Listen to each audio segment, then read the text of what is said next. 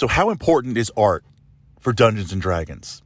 They said they were never going to use AI-generated art, and now it was a simple mistake, an oversight. It'll never happen again.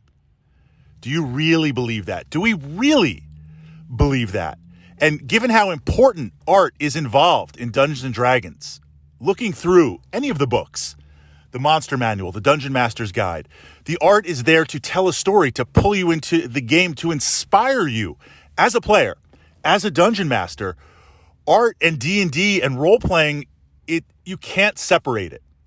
Well, naturally, you can understand, we tend to view D&D as a game, as a community, as something to share with other enthusiasts and really to build those worlds, step out of space and time. It's one thing to make money off Dungeons & Dragons, to continue to produce content and make sure that artists and creators and managers get paid. But when that happens less and less, what are you left with? Imagine this temptation. You've got a deck of many things before you. It's going to be a random draw. You're going to draw that deck. You can't resist it. That's how I see AI art. If we can have art from Dungeons & Dragons created by a machine, an algorithm, are we even really calling it AI, then that only increases profit.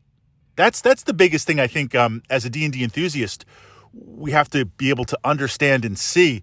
It's not about making money and paying a creative staff and supporting a community and essentially putting out something to better the world in so many ways for so many people. That's what we use D&D for. But that's not what D&D is, from the creators of it, from the content of it.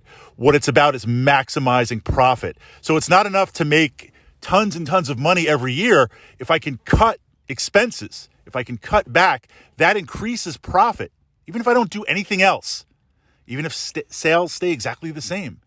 So with that, if you've got a magic button that you can literally pick, press, I've got that deck of many things, I can pull a card, and it's going to generate all my artwork. It just has to be good enough.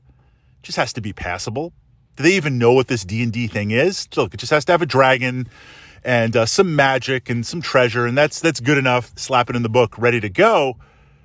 Well, we've cut out the content creators. We've cut out royalties. We've cut out future support. Everything is machine, and it's easy to control the machine. So that's where I see D&D going, and I see it going there fast. Very, very, very fast for two reasons. One, the creative artists of D&D that have made D&D, you cut that all out, that is pure profit. And that is profit that is going to increase every year because costs go up every year. So if I have no cost for the art, and that's a major component of D&D. And I'm also talking about dungeons and generating adventures and everything that AI can do. If I knock that all out, that's pure profit. Plus, this idea goes hand in hand perfectly with D&D for everyone. This idea that D&D Beyond, D&D Next, it's going to be online. You're going to pay a subscription service. You're going to utilize that and get monthly passes and content. Well, if we can AI generate that rather than paying a team to generate it, that is more profit. So I see AI just taking over there. The question is, as a community, how are we going to react to it? And as a player, how are we going to utilize it or not utilize it?